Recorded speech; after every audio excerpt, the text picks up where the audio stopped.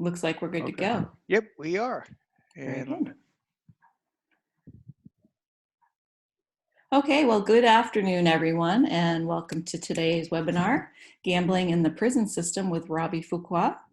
My name is Lori Manson, and I'm the Problem Gambling Services Coordinator at AdCare. We're happy to present this webinar today in collaboration with the Maine Council on Problem Gambling, with funding from the Maine Center for Disease Control and Prevention.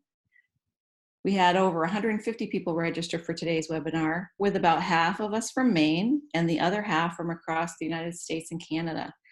We're very happy to welcome you all to this webinar today. A little bit of housekeeping first. For today's webinar, we're taking attendance in order to provide a certificate with continuing education credit to the participants. After the training is over, we'll run a report from Zoom of those who participated and how long they were logged in. So please stay with us the whole time, as it will impact your certificate. After today's webinar, I'll email you a link to a very short evaluation. We appreciate your feedback, as it helps us understand what you liked and found useful, as well as how we can improve the experience for future participants. I'm going to email you your certificate for the webinar within about 5 business days, so please don't hesitate to reach out if you don't receive it by this time next week. Sometimes they end up in your spam folder. Please notice the chat button on your Zoom controls. While Robby is presenting, if you have a question or comment, please feel free to type it in the chat section. I'll be monitoring that throughout the webinar. If you're having difficulty with the chat feature, I'll also be monitoring my email during the webinar. And I know you all have my email address because you've received a number of emails from me by now, and even one this morning. So we're very pleased to have Robby Fuqua with us today. Robby's the training and program manager of the Responsible Gambling Department at Moines. I think it was about a year ago that I participated in a webinar that Robby did for an organization in California. And I made a note of it at the time to add him to my wish list of trainers to bring to Maine. So Robby, we're really glad to have you here virtually today, and we look forward to seeing you in person for a full day training at some point in the future. Thanks so much for being here. I guess I'll turn it over to you now. Oh, well, thank you for such the nice introduction, Lori. And I want to thank the Maine Council on Problem Gambling. I want to thank AdCare Educational Institute of Maine, and specifically you, Lori. And thank you for the kind words on the talk that we're going to do today. So we're really excited to be working with you and presenting this information to you today. You know what I might do is I am going to go up and so you guys can see me. Hello, everyone. And get everything going here. Here we are. Good. Okay. So again, we're so happy and grateful to be sharing today's subject matter on gambling in the prison system. My name again is Robby Fuqua. I'm going to be your presenter today. And I'm actually coming to you from the East Coast as well, down in Massachusetts, in Boston. And Lori and I were just speaking. It's a beautiful day outside, so I was glad to stick my head out and refresh myself right before we do this. So I'm going to do a brief introduction of myself. Then I'm going to do a brief introduction on my company, Moines, a little bit about what we do, so you know a little bit about our background. And then we'll move forward into the subject matter for today. Now, I'm an LCSW in Illinois. I'm also an LICSW here in Massachusetts. I got my master's in social work from Boston College. I have a background in crisis work and addictions. I actually started this company working the lines. Now, Moines, we handle and manage several states and their problem gambling helplines, and we also do a lot of their training. I started as a clinical associate working with problem gamblers. I'm a career changer. I actually changed careers to go into addiction. So problem gambling, really, I will be honest with you, when I did change careers, it was new to me, gambling addiction and gambling disorder. But since I've gotten started with this, I find it not only fascinating, but I really want to, help this population. So I've become the training specialist, and what I do as a training specialist is I conduct webinars like these, workshops in different states, and I feel like a planning and a planning coordinator right now, because our demand for webinars is so great, which I feel very happy and grateful to be a part of. But I work with other speakers, national speakers, and we conduct these webinars for, again, several different states. And so that's a little bit about me.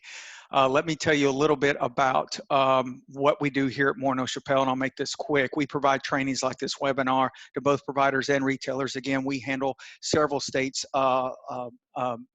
problem gambling helplines. We provide prevention programming, research, and white papers, and work with Game Sense and responsible gaming information centers globally. Okay. We also do responsible gaming and gambling. I love one of our states that we handle. We do the Mississippi problem gambling helpline, and at one time we were doing all their casinos doing responsible gaming and gambling trainings there. So we do a little bit of that as well. But yeah, let's go ahead and get started in today's talk in our session on what we're going to actually be talking about. Now, I know we've got folks from Maine on the line. We've got folks from all over the nation. In fact, I've already heard from some of you, and I know now that some of you work in the prison and penal systems, I believe, or have. And one gentleman I corresponded with yesterday actually did some trainings in this field. So as Lori said, if you have questions and if you have comments, and especially if you work in this environment, please share your wisdom with us. Let us know. And by the way, if you do have questions, chat us. Ask the question. Perhaps sometimes I can allow to talk. I've been having some technical difficulties with that, but either way, we're going to try to get all your questions answered if at all possible. I'll try to save the last few minutes for that as well. We've got poll questions, so please be ready to participate on those. I have 3 poll questions that I'll launch throughout. I think that's a good way to get engaged in today's session. So basically what I did with this training, and like Lori said, a lot of this training, we have an archives, a library that I am very happy and grateful to have inherited in my job. But with my job, we update it, we modify things, we add, we take away, and this training was no exception. I've even added, at the first of the talk, I'm going to talk a little bit about COVID, and I'm going to talk a little bit about COVID and what's happening in the prison system now, federal, state, and county jails, and specifically in Maine. But for those of you who are in the industry, or some of this might be review, some of you it might be new. Looking at these objectives, we've come up with these as a general introduction to the jail population and how gambling, problem gambling, and gambling disorder are connected to activities in jail, right? So, and when I speak of problem gambling, I mean just problem gambling behaviors, no pathology, not a gambling disorder diagnosis. When I say gambling disorder, that's where I'm talking where it's a DSM diagnosis, okay? Just so you know, moving in. So that's a little bit about, asking questions, and please do, and a little bit about where this history and where the training is going to go today. Now let's look at what we're going to talk. We're going to first cover some prevalence rates in the United States from the Department of Justice, and we're also going to use other worldwide resources. There's some results out of Germany that I'm going to talk about, Hungary, because prisons aren't just in the U.S., although we have a lot of them, right? We're going to look at prevalence rates and how they're higher, and perhaps why they're higher. We're going to try to or attempt to identify the potential reasons for prevalence of problem gambling in our correctional facilities, specifically discussing gambling as a form of escape behind the walls. For some inmates, it does, if not all, but a lot, it serves as a form of escape from the situation that they're in and the environment that they're in, which leads us to my third objective today. We're going to seek to understand the relationship between gambling and criminal behaviors, which I think is very relevant. If you're in jail or you're in prison, a lot of times it's because you broke the law, right? So we're going to make that connection. Finally, I'm going to explore some options or decisions that we need to consider when we're looking at gambling policy in a correctional facility. This is probably my favorite part, because we're going to talk about an abstinent program, which majority, if not all, prisons in the U.S. ban actual gambling, or most of them. We're going to talk about a hypothetical harm reduction policy, right? Now, a lot of times gambling goes down because guards or staff turn their heads for whatever reasons, or maybe it's a loose law or rule, who knows? But we're going to talk about, again, a hypothetical with a harm reduction program and the pluses and minuses behind that. And then also the abstinent. And we're going to talk about a history of how we've come to prison policy when it comes to gambling. Now, here's the agenda I'm going to cover. It's kind of set up into quarters. I'm a sports guy, so we got 4 quarters here, just like in a football game. We're going to talk about prevalence. We're going to talk about potential reasons for gambling in the penal systems. We're then going to move to criminal behavior, and we're going to talk about prison policy. When I talk about prison policy, we have a study. It's a small study out of Des Moines, Iowa, that did something on folks exiting. I think it was a county jail that I think has some relevance in our discussion today. But before I do all that, pregame, if you will, is COVID and prison environments. Now, I want to start this off with COVID because I think COVID is interrupting all of us, right? In every facet. That's probably the reason I'm not in Maine right now presenting in front of you live. I'd rather much do that than be on this camera, I promise. Although I'm very happy to be here. But it has affected our work, our personal lives. You know, if you guys were logged on, you probably heard my dog bark a while ago. Everything, seem to be blaming on COVID, but everything is being affected. The prison system is, of course, no exception. I got this from Maine Public Radio. I just resourced this, and this was maybe a month ago, 3 weeks ago, but they reported where if you were listening to the news, that the state of Ohio reported almost 2,000 inmates had tested positive in prison. Think about that if you were an inmate. And you heard that even if you were in Maine or here in Massachusetts or anywhere in the world and you were incarcerated, because what I'm reading and what I've resourced was social distancing in prison is almost impossible. They're trying to do what they can. And if you look below here, the preventative action, like in the great state of Maine, the Department of Corrections is reporting that they've cut down county jail by 37% and state prison population down by 7%. Law enforcement is cutting down on their actual arrests of folks that might have to put someone behind bars, but they're trying to keep that down. So maybe some form of social distancing might be possible.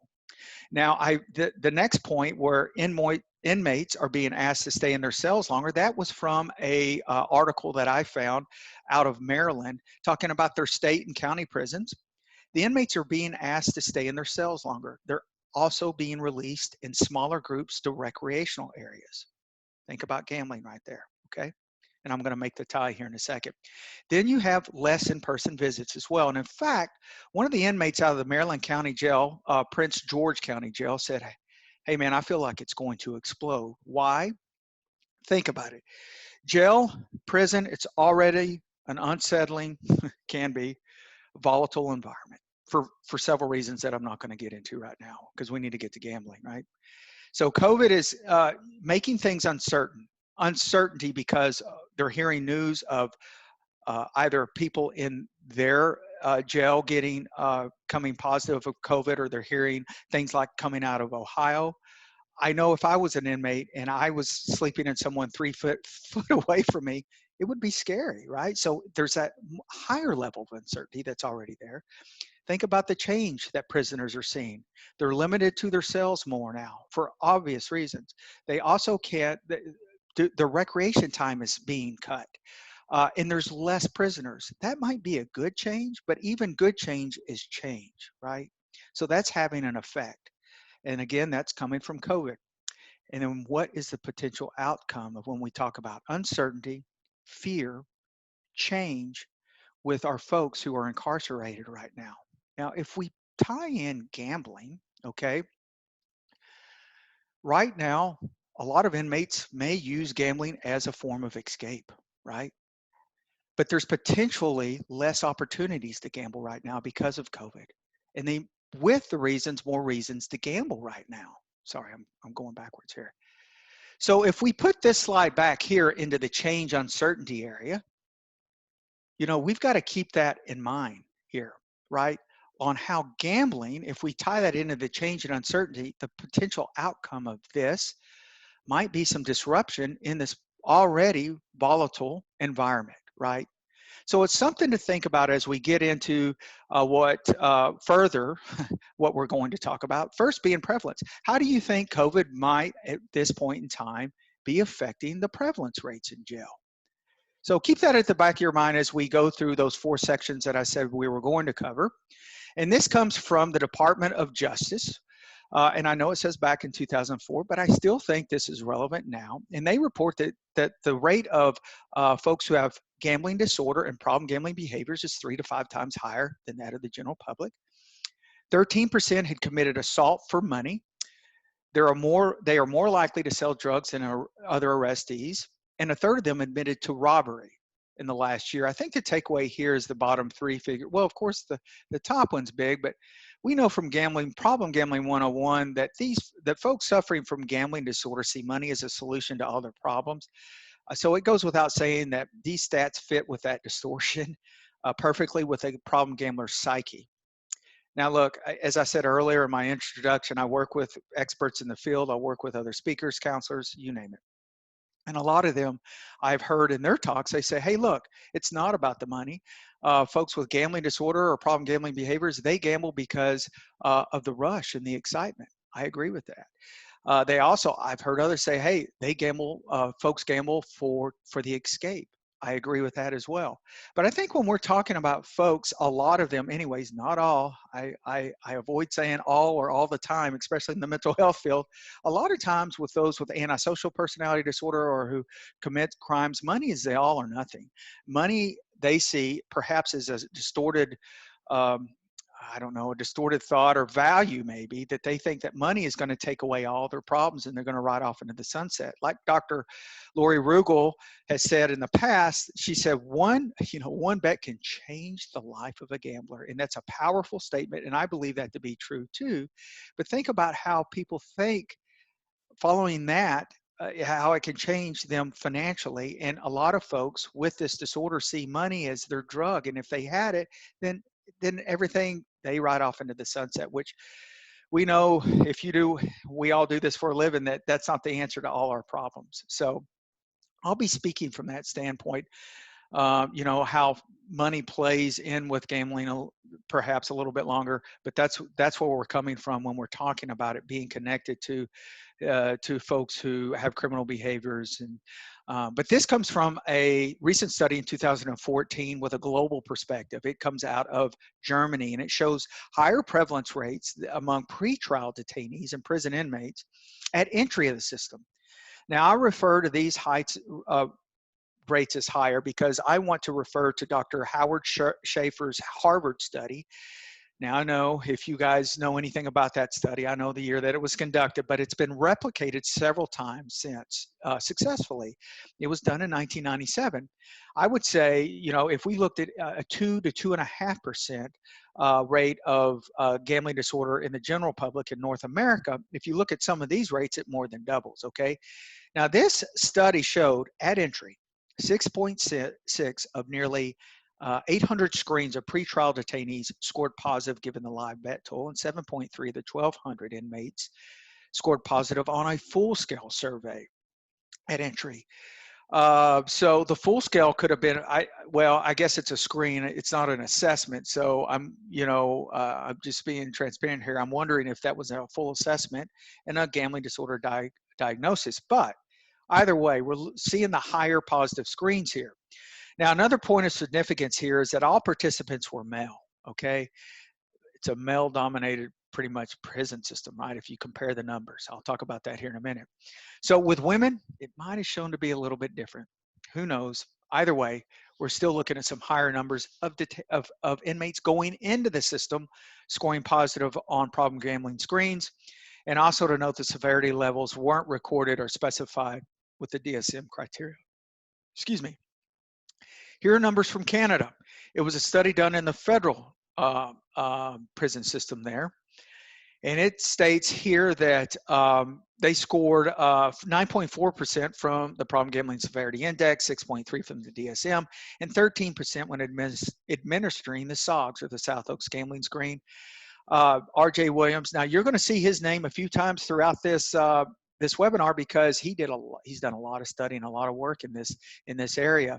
He said that as many as a third criminal offenders met their criteria for problem gambling, and approximately 50% of crime by these individuals reported committing the crime to support their gambling, right? To support their gambling. So that brings me to the first poll question. Let me launch this.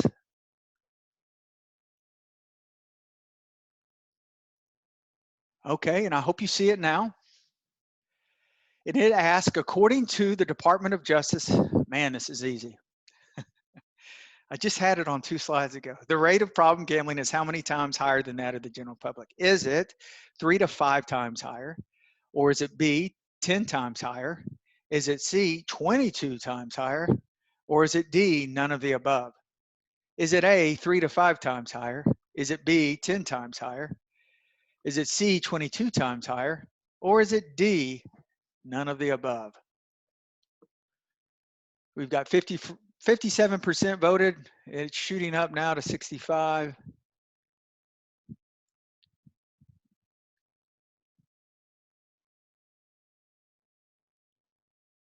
We're at 79.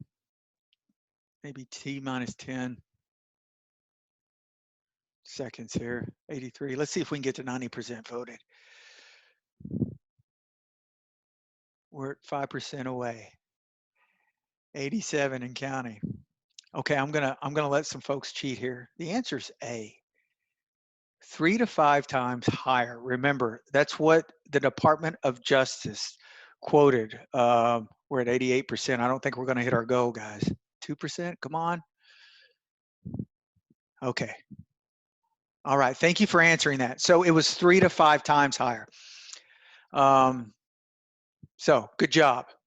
All right, let's get back to the subject. I got to stay on task here because we got a lot of stuff to cover, which is, I hope, good news to you. Okay, so now let's talk about potential reasons for gambling in the penal system. Again, let's think about COVID-19. Are there going to be more reasons why people are going to want to gamble because of the change and uncertainty of the condition and literally lockdown mode and think about 2 inmates. They don't have, and for a reason, I mean, they don't have the freedoms or controls that you and I have. And listen, again, there's a reason perhaps they're behind bars, but that's reality. And when something like this strikes, I can't imagine, right? Okay, so thinking back to the characteristics or symptoms listed under the DSM-5 gambling disorder diagnosis, being institutionalized in a prison setting would be set the stage for an inmate to use gambling as an escape mechanism to get away from it all, right? I even think with the absence of pathology or the absence of having a problem gambling issue, anyone locked down in a corrective facility, either being county, city, state, or federal prison system, would want a release or an escape from that type of environment. That's one of the reasons I highlighted this escape here out of the 9 symptoms or characteristics that are needed for a gambling disorder diagnosis out of the DSM-5. But the real reason I really highlighted escape is because it's going to touch on this study that we resourced. Returning to our clients that are predisposed to gambling addiction or any type of addiction, it might be safe to say they are much more sensitive or vulnerable to those symptoms or reasons why someone might gamble. Here's a study that actually covered or had non-inmate population participants in it. You're thinking, well, why did we do non-jail setting? Well, I'll tell you. Dixon and Johnson used the Gambling Functional Assessment Survey tool, and it assesses for 4 types of contingencies regarding gambling behavior and perhaps why they do it. One was the tangible outcome of money. Okay, they gamble for money, just as I said earlier. Or 2, it's for the social aspect. Maybe they want to fit in. We know that happens in the walls of a prison system and outside the walls. Maybe someone wants to gamble just to get into a social circle. Or is it the excitement, the sensory experience? Or is it escape? Okay, so they use this GFA scale, and it's been used in several studies, by the way. And frankly, there hasn't been a lot of significant outcomes finding that escape was the main reason. So now you're really saying, Rob, why are you bringing up this study? Because it's not in inmate populations, it's not in a jail setting. Well, because it said that those who did score escape as the main reason or the contingency of their gambling, they had a higher or they were more susceptible to a gambling diagnosis or having problem gambling behaviors or pathology connected to their gambling than those who chose the other three. So again, those, although it wasn't the most, I don't know what you would use, it wasn't the most reported, those who did report it had higher chances of having a gambling disorder. So how does this connect to our inmate population and our discussion today? Think about, okay, the unsettling and unstable environment of a correctional facility. And when you include the results of this study, specifically the presence of pathology with those problem gamblers that scored escape as their primary contingency entering the system, for those who gamble to pass the time or escape the, the situation they're in, or they're just looking for a mental reprieve, is that why they're gambling and they're in prison? They could be a prime candidate for gambling disorder or picking up the disorder while they are behind bars. And that's exactly what the main implication of this study, I think. Now, if the inmate population turns to gambling as a means of escape from the aversive nature of the prison environment, then there's reason to believe that they're going to walk out with this addiction after incarceration. That is exactly the opposite of what we want in our rehabilitation efforts behind the prison system. Bottom line, right? I mean, the last thing we want is for them to come out with worse things, which unfortunately, gambling's one of them sometimes, and amongst other things. But we want to be able to prevent that if possible. Now, if gambling in prison is going to be treated, it would be wise for you folks who do work in the prison systems and county jails to focus on gambling. If you see that in assessing or you see that in treatment, that they're using this to escape, then there's a great chance that they could perhaps have the disorder itself. Okay, so now let's talk about crime and gambling and if there's a connection. First, I'm going to talk about this study that individuals that suffer from problem gambling, that they share these common risk factors you see on your screen now that match with some common characteristics of our prison system today. This might help us explain why perhaps there's higher prevalence rates of gambling in the system. First, let's look at age. The prevalence rates of problem gambling it has been seen to decrease with age. I know the older population, I know that's growing, but a lot of onset of gambling disorder happens before the age of 40. Not all of it, but a lot of it. And the Bureau of Justice Statistics reports that 56% of male inmate population is less than 40 years old, and for females, less than 66% of the inmates are less than 40 years old, okay? So they're younger, both.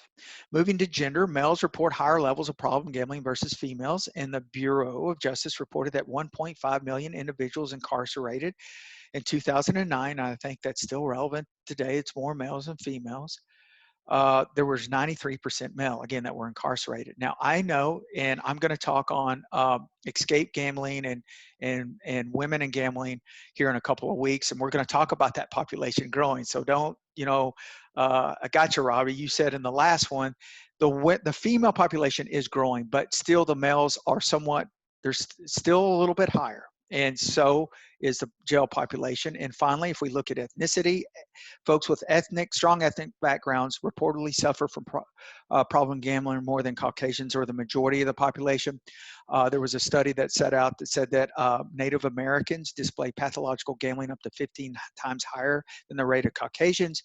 And the Bureau of Justice reports that only a third of the males are incarcerated, that only a third of them are Caucasian, and less than half of the female population are Caucasian, which translates to that majority of those incarcerated in the system being more of an ethnic background, which matches a lot of what the studies show of folks who suffer from gambling disorder or problem gambling behaviors. Now, not only can these overlapping factors help us explain the higher prevalence rates of problem gambling in the system, but it also might help us when we assess and when we treatment plan for folks in the penal system. Along with these common risk factors I just covered in this one study, here's some more characteristics of problem gamblers that are incarcerated in the prison system, and this comes from that same study, I believe, earlier that I covered, and that came out of Hamburg, Germany. Problem gambling inmates tend to serve longer prison sentences. They often have a migration, perhaps ethnic background.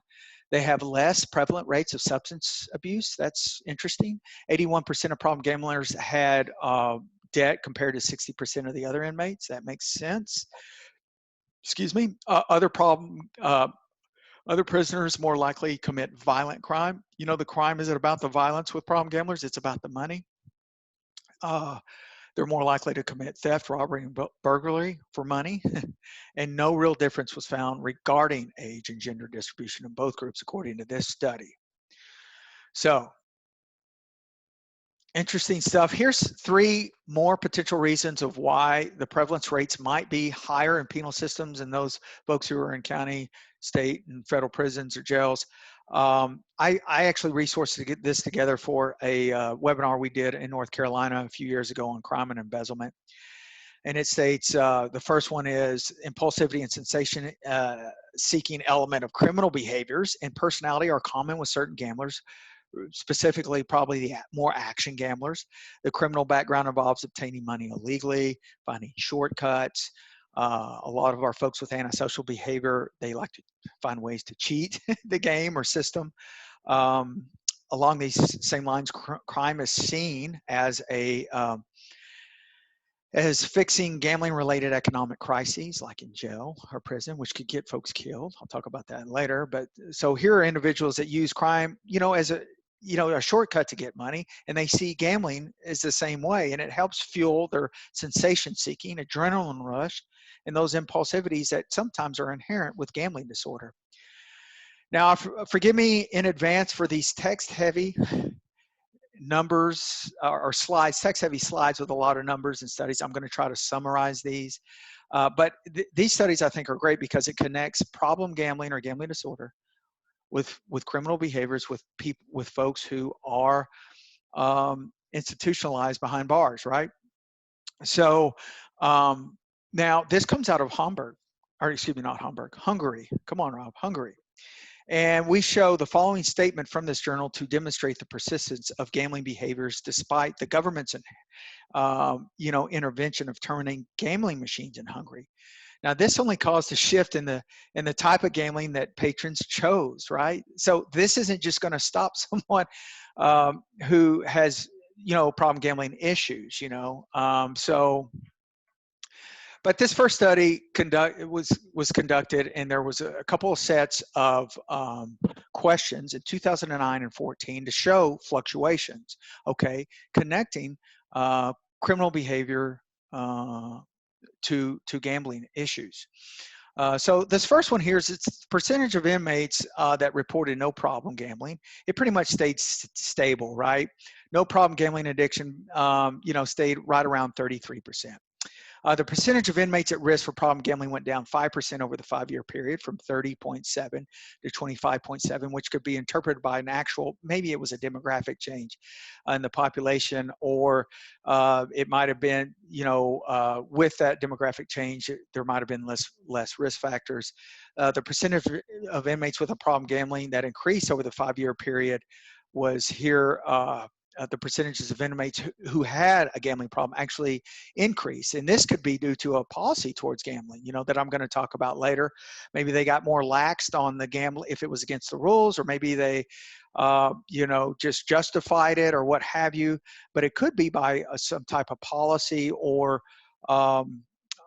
policy issue within the correctional facility, or it could again been a demographic change. Now these results show the increases and decreases over the 5-year period for specific criminal acts committed by problem gambling inmates, and these specific acts, right? Starting with burglary that stayed stable in the 7% range over the 5-year period. Inmates that reported crime involving violence decreased by 50% from 15.2 to 7.8. Remember that problem gamblers on average report lower levels of violent crimes. It's all about the money. Those inmates that reported committing robbery decreased by 27.4 to 18%. No surprise, you know, when we look at theft, those problem gambling inmates that reported theft increased by 12%. And it's those crimes that involve quick money that we have to look at, I think, with most cases with problem gamblers. And finally, let's look at substance addiction and gambling addiction and how they play a role and how perhaps their comorbidity play and how that connection is to gambling according to this study. Now, the first one is inmates reporting alcoholism or alcohol use disorder, that alcohol influenced their crime. They stayed the same exactly at 12.85%. Inmates reporting that their drug habit or substance use disorder, or that being under the influence of drugs influenced their crime, rose from 19.3 to 21.4 over the 5-year period. And while those inmates reporting that both alcohol and drugs combined influenced the committed crime actually fell to 4.28%, it looks like from 5.7. I think the takeaway here is looking at the overall percentages of substance addiction and gambling addiction.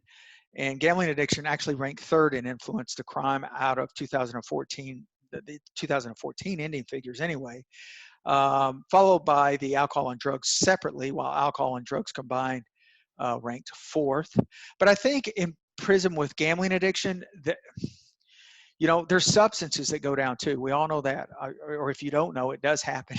Even at the county jail level, they get, you know, there's drugs, there's contraband, all kinds of things that go down. But I think gambling addiction is probably the easiest to function or carry out in the prison system, because again, the guards might be seeing some men or women playing spades, right?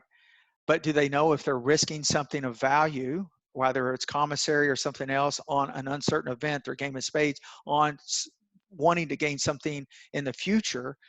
Then that's actually gambling. And they probably do that without the guards even knowing, right? So what I'm saying is gambling is an addiction that can be, you know, that folks can be really involved with in the system, probably more so than sneaking around with the contraband or the substances. Okay, another point of insight I want to talk about when we examine problem gambling and that connection to crime is you know, what precedes what, right? Did gambling come before the crime, or did the crime follow the gambling? I think this is important with treatment planning. I think this is important when we're assessing. And it might not come out until treating the problem gambler, but I think that is very significant, because you know, it depends on what you're looking at with, you know, even with comorbidity. It's the chicken or the egg discussion. I think it's important to find that out. I mean, if crime is coming after and is driven by the gambling disorder condition, then perhaps if we treat that condition, we might have lower crime rates or lower rates of disruption in the prison systems. Even if the gambling comes before the, even if the crime becomes for the gambling, and you could treat both at the same time and perhaps help both levels. But I think it's important to see which precedes the other, or can be, and that can come out in assessing and treating. And I think that's even with violence or any, but especially with comorbidity, with other mental health conditions and addictions, and with criminal behavior. So finally, our one last quick note on potential reason for the higher prevalence rates in the prison systems is this one study I found that a third entered the system meeting the criteria, as I said earlier. This other study compared military and prison populations, and they basically, when they compared the two, they found that there was the high rate of pathological gambling in prison population, and I quote, lies with the behavioral repertoires of criminal prior to their entry into the prison system. So they're saying it's more inherent, perhaps maybe with antisocial personality disorder or with criminal behavior itself, when they compared that to a military population. Okay, so that brings us to our second poll question, which I will launch now.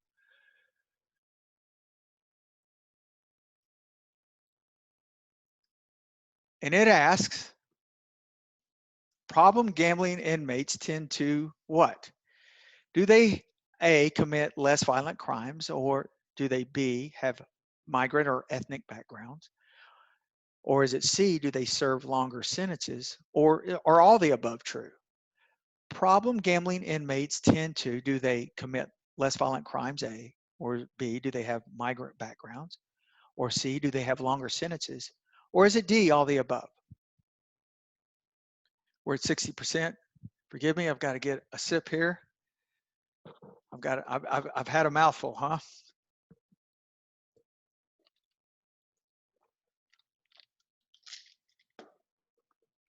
Excuse me, I was getting parched. Okay, we're at 80%. Yeah, when I say we've had a mouthful, this one's really, there's a lot of studies that I try to get in and try to spit out to you guys, so I can share with you what we found. 82%, 5 seconds, 82% have voted. Let's get up to 85. Okay, the answer is all the above. They, remember from that one slide, they commit less violent crimes. It's all about the money. They more than likely have a migrant background. It's one of the overlapping factors of that gambling disorder, prison population, and they serve longer sentences.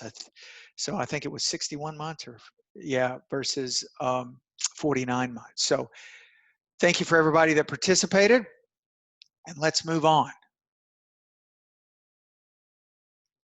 If I can, here we go. Okay.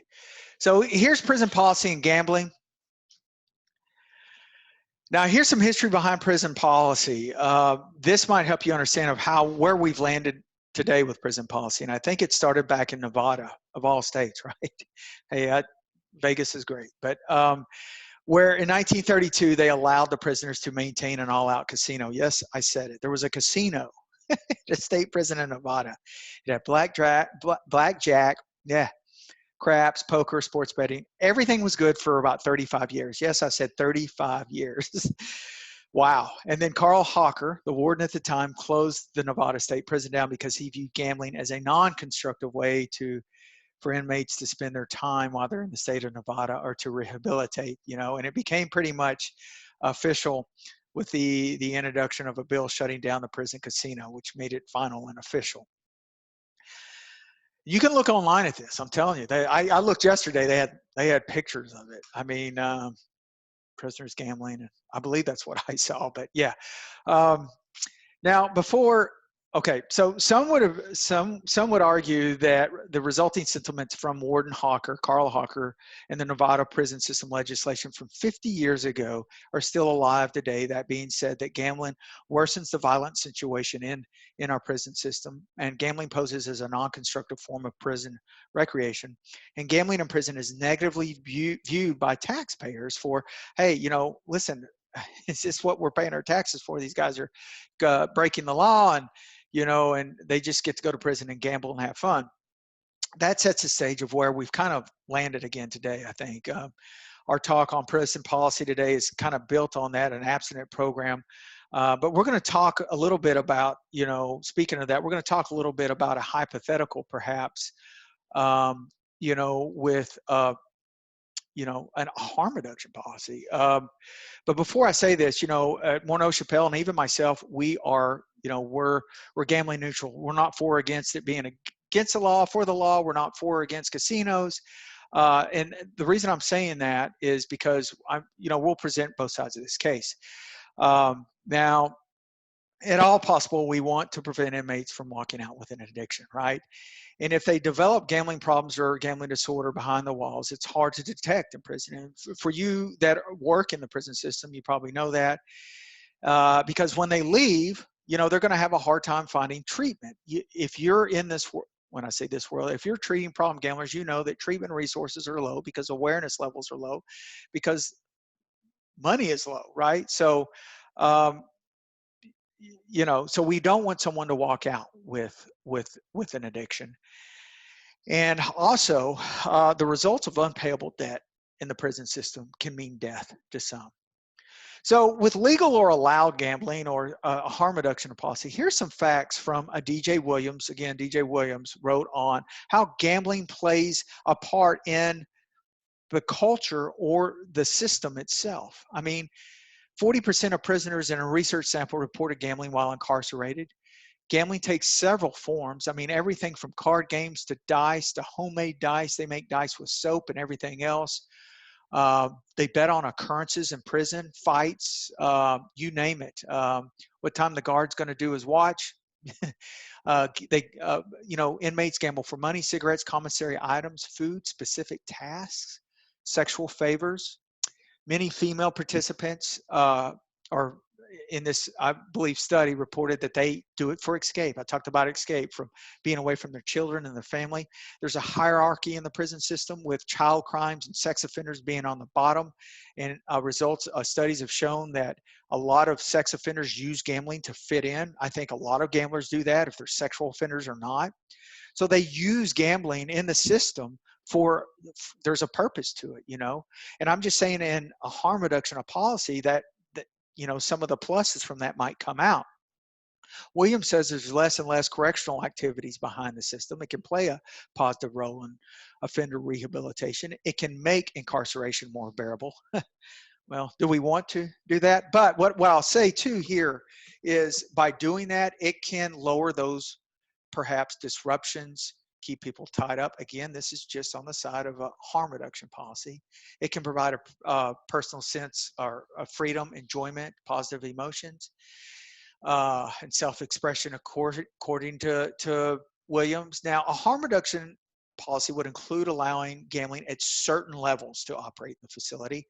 Williams provides some practical suggestions. One, you want to make sure you provide a wide range of recreational options in addition to gambling to avoid gambling as being the sole recreational option for obvious reasons. If gambling is allowed, Williams suggests that screening offenders entering the system for gambling disorder criteria in order to avoid worsening the inmate's condition should be noted and should be marked, along with substance addiction when we assess inmates going into the system.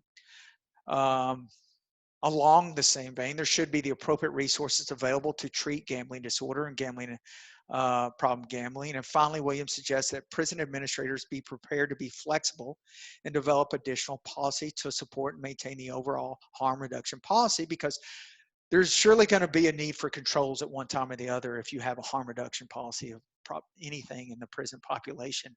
I'll talk more to that here.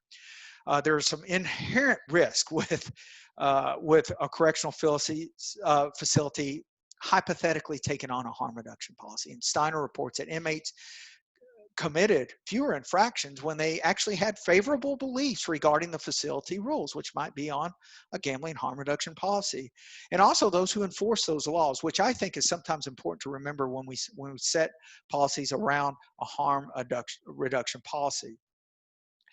Now, we presented a few slides ago that prison administrators and staff will eventually or should develop the appropriate policies to help keep gambling activities to a certain controlled level through limiting the types, amounts, and what you wager, okay? There should be restrictions on what you can wager, like medications and some other things. But this can be a very slippery slope when we start thinking about it. So it's definitely something prison staff, administrators, and decision makers are going to want to consider when or even before deciding to do a harm reduction policy with gambling. Secondly, sometimes this particular population, the inmates, they don't, at any level, don't respond favorably to harm reduction policies which foster responsible compliance.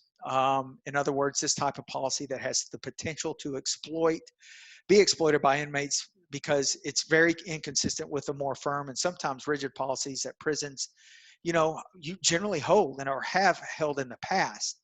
And then if they perceive any inequalities with something that's allowed, like if someone's punished and they say, hey, you can't go to rec, or you can't engage in the game of spades or the poker games or what have you, then there's going to be some resentment that builds up. And in resentment in this environment, in this volatile environment, that can sometimes turn to violence and disruption. Here's some more specific examples behind putting in controls of a hypothetical harm reduction policy. If you limit the types of gambling, you prohibit excessive frequent gambling, you play for large bunch of money, prohibiting playing for large amounts of money, prohibiting what you can, you know, wager on. I think it's important for staff to have an openness and educational stance, have training, responsible gaming and gambling training, and provide a wide array of recreational activities, with one being perhaps, you know, a card game or gambling. So, and I don't want to beat a dead horse, but again, I think training, and I think some of you folks that are on this call today have provided training. I think responsible gaming and gambling training to the guards, to the staff, to the administrators, and then a different type of, from a different angle, you know, doing talks with inmates about it too, and educating them, and so that they have the awareness that, you know, gambling disorder can have the same effects, and really even faster than substance addiction in some cases. It can be, you know, there's a lot of the same, you know, characteristics and symptoms that they both share. You know, inmates probably don't know that. So I think that type of training and educational type of talks with inmates and staff would be needed. Okay. Sorry, I'm talking so fast, guys. We have a lot. We've covered a lot, but this brings us to the third polling question, and we're getting close. So hopefully I'll be able to maybe answer some questions. I've seen a lot of chats go up. So Lori, I'm sure we've got some. Okay. And this is a true or false. Okay. And I just said this. This is a very easy one. I love true or false questions. I'm not a test taker. True or false? Sex offenders often use gambling to fit in with the general prison population. Is that A, true, or B, false? Sex offenders often use gambling to fit in the general prison population. They use it to be able to gamble or to fit in. It might even keep them safe, hint, hint. True or false? We've got almost 80% voting, 79%. Gosh, we got 100 participants on here. I didn't even look up. That's great. 80% have voted. It's 12:52, so I'm going to say T minus 10 seconds. So it's true, guys. And 96% so far have answered that it's true. Sex offenders do use this in the system to fit in, okay? And again, I talked about this under the light of, what if there was a hypothetical harm reduction policy that was set? So, okay, so finally, I'm going to finish with this quick, small study that was done in a county jail in Iowa, in Des Moines, Iowa. So if we have any callers from Iowa, you might have heard about this study. It's a very small study and somewhat recent. We think the results have some implications from larger institutions for supporting policy in regards to assessing and treating gambling disorder in this population. My colleague Jenny Opels, I believe, found this study, included this. I inherited it, so I was very happy. It's a small study, but I think it goes along with what we're talking about today. I mean, if our goal is true rehabilitation, wouldn't treating an individual's addiction be part of it, right? I mean, gambling or substance. So very small study, happened 2014, late summer, with a transition coordinator was involved, whose role was to connect community supports to offenders. And it looked at gambling behavior, their offense type, what got them in trouble, some different demographic variables. But they used a brief biosocial gambling screen. Great screen, 3 questions. I say it's great because it's short. It's like the live bet, which is 2 questions. But I think it cut for a screen. Look, a screen's not an assessment. You can't diagnose with a screen, but it can see if you need to dig a little deeper, right? So it asks about, you know, if it become irritable, if there's some withdrawal symptoms. It also asks, you know, was there any line involved? Were they truthful, or did you try to hide how much you gambled? And during the 12 months, did you get a bailout due to your gambling debt? So you answer one of any of these, you know, I think you need to search a little bit deeper. Again, you can find this on the NCRG, and this is what our website, this is what the study found, and they use that. So I think this brings to light what we already know if you work in this industry or this area of mental health, that we have a low awareness problem. We have low treatment solutions or facilities available. But let me read okay, so of the 6, and again, it's a small study, but they were referred for a professional evaluation. 2 were released outside the service area. 5 were admitted. One of them refused treatment. So here's the thing. This was an increase from 0 admissions in the past year. And this went to 5 within a 2-month span. That translates into 30 a year, 30 possible admissions. Now, imagine if these results were done on a larger state or federal institution level, okay? These percentages would then translate into hundreds and maybe thousands, and probably lower some criminal or crime rates in your community, city, state, who knows?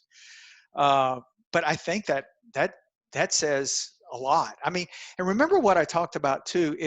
If